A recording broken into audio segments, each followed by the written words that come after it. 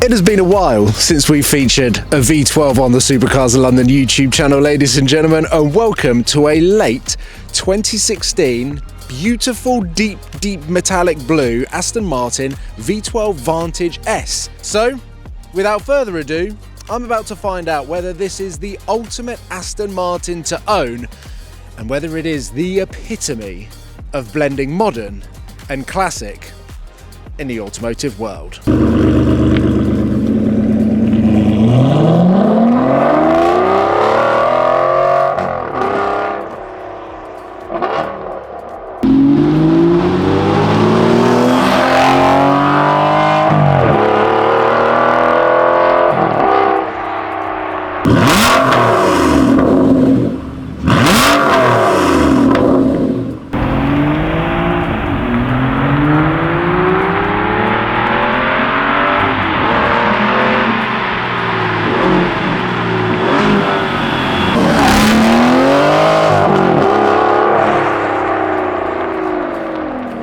Now, we have to start with the iconic Aston Martin starter motor sound roaring into the 6-litre V12, and from the inside, the sound is intoxicating. It's almost as though there's no sound deadening whatsoever, but you just have this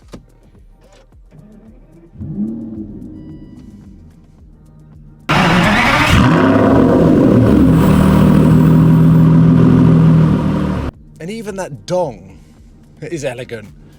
I think a lot of modern cars could potentially take this as an example of how to do the safety noises in a way that's elegant and classy, sophisticated. But just taking this package and discussing it today in 2025, it just doesn't exist in the same way as we got back in 2016. And actually, when the V12 Vantage first came out in 2012, 2013 with the 7-speed manual gearbox, which I absolutely hate. And I know you're going to be listening and going, but what about that sport shift? Because there you are lurching forward and back, because this automatic gearbox is not that good either. However, what I love about it is how you can learn to perfect this car. And it comes down to a few simple things, but one thing that you absolutely categorically should not do is keep this car in automatic and let the car cycle through its gears, because it is a lurchy, quite unintuitive experience, and one that actually would go against our natural instincts. So the first thing you need to do, firstly, is get some aircon in this car, even though it's freezing outside. I have just spent a large percentage of the last hour flapping around in the world's warmest coat outside, so bear with me, because I'm going to try and do all of this in one take.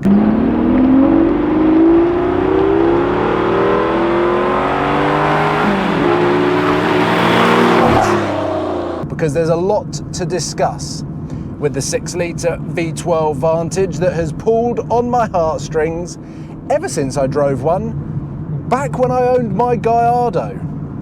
And the only reason why I didn't buy the V12 Vantage is, well, I thought that I was buying almost identical cars. The Gallardo was a small, short wheel-based car with a massive engine and a fairly clunky automatic gearbox. And this is exactly the same, but obviously the difference here being this is up front rather than the mid-engine from the Gallardo, and then a fairly clunky, terrible gearbox if you drive it in automatic. But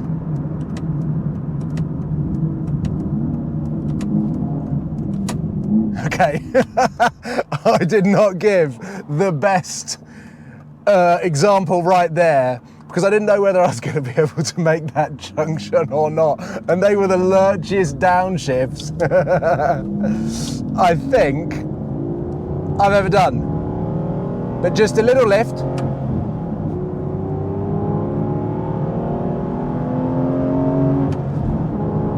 And you're away. That's all you need to do. A little lift on the accelerator will provide you with incredibly smooth upshifts that when you learn the practice and technique, which I learned from my Murcielago, the better you get at it, the more rewarding it is.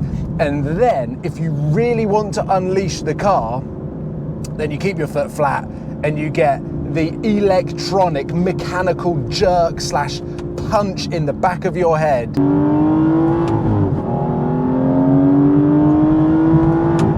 Oh, even though it gets slagged off, the sport shift is terrible, it's slow, it's clunky, I prefer it to the manual gearbox. That's number one, why I love this car. Number two is the sound of it.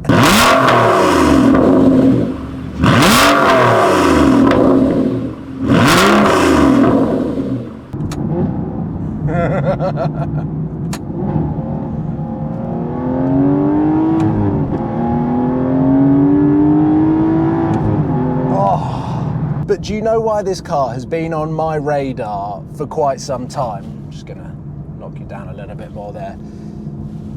Is the package that you get, Aston Martin have tried to recreate. And if you look at its current lineup and cars that Aston Martin produce, of course, they are beautiful. It's the Aston Martin formula. But the Aston Martin Vantage that launched in 2004, maybe a little bit earlier, when they stuck this 6-litre V12 in, there wasn't a package like it. And I think even to this day, there still isn't a car, a formula that rivals what this car offers, in the sense of it being such an elegant car, yet a muscular brute at the same time. The sound is absolutely phenomenal, and you can do some really impressive stuff to make it scream like a Formula One car, and that is something that I would have to do. I think it's a Velocity AP that are the company that do the exhaust system, but you've got the 6-litre V12, you've got the gearbox that actually, as you get used to it, is as iconic as the rest of the car.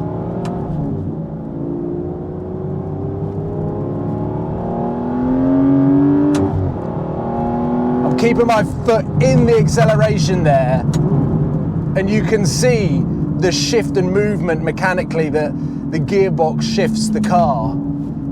And it just creates such a characterful experience.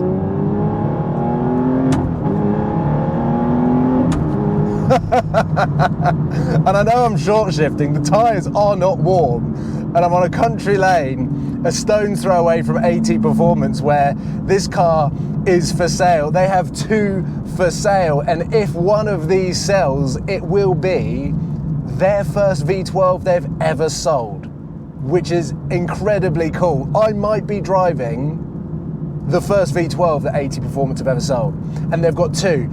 And actually, I think I prefer the spec on this car. There's something about the deep metallic blue with the silver lip around all of the exposed carbon. It is just mwah. Would I change the wheels to silver? I'm not too sure.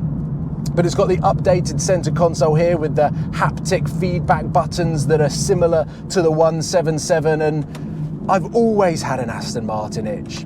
I thought I was there with the 2009-2010 Aston Martin DBS from Casino Royale, and felt that that car underwhelmed me a little bit. And then I drove a 2006 Vanquish S from Die Another Day and fell in love with that car and got scared off by the maintenance.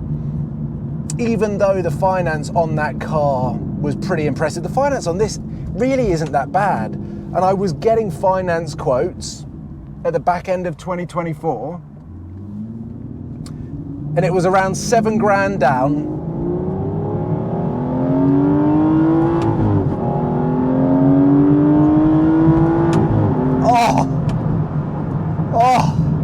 $7,000 down, £830 a month.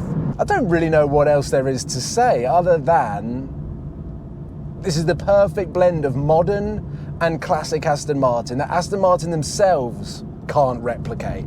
So no one else is going to replicate this naturally aspirated V12 with a short wheelbase and a two-seater sports car front engine. It's just intoxicating, an attack of the senses, and something that maybe I don't own just yet, but I need to get to a point where I do. And if you really felt the desire to keep it in automatic mode and end up in fourth gear doing 20 miles an hour, then I suppose as long as you have other options, a manual gearbox Porsche or R8, and then a hyper smooth, fast, double clutch Ferrari gearbox, let's say, that you can move around.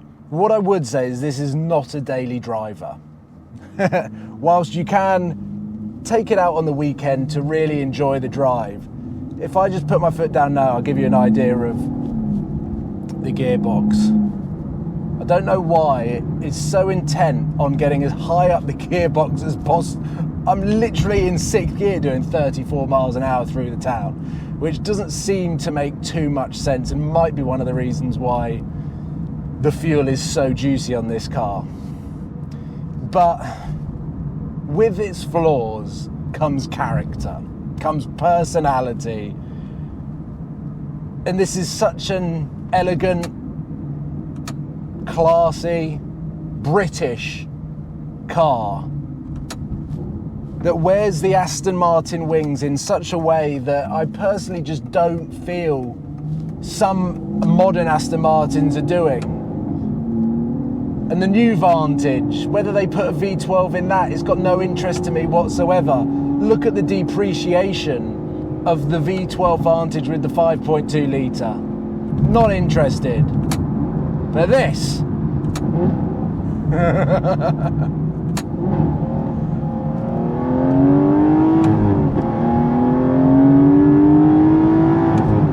Oh, it is just incredible. And these downshifts, I wonder if it's actually better in sport mode. It probably is.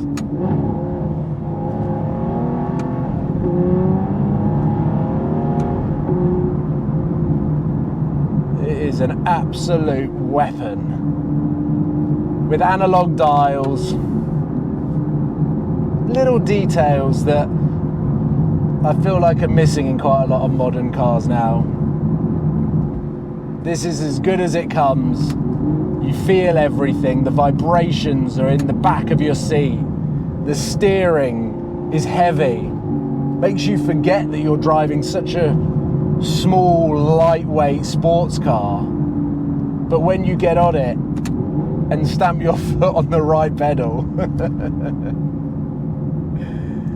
I knew this video and driving this car, I should have test driven one of these last year, really.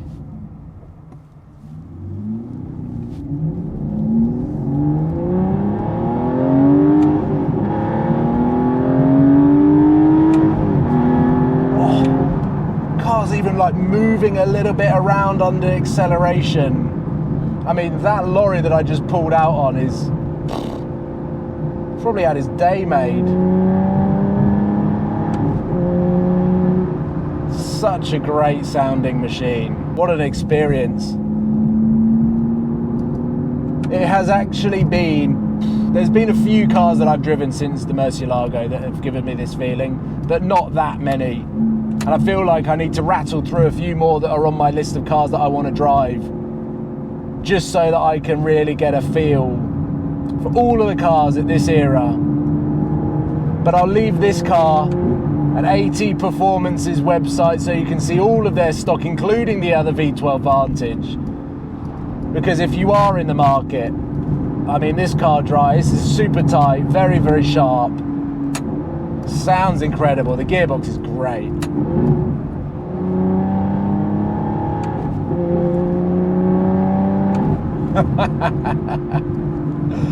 And there we go.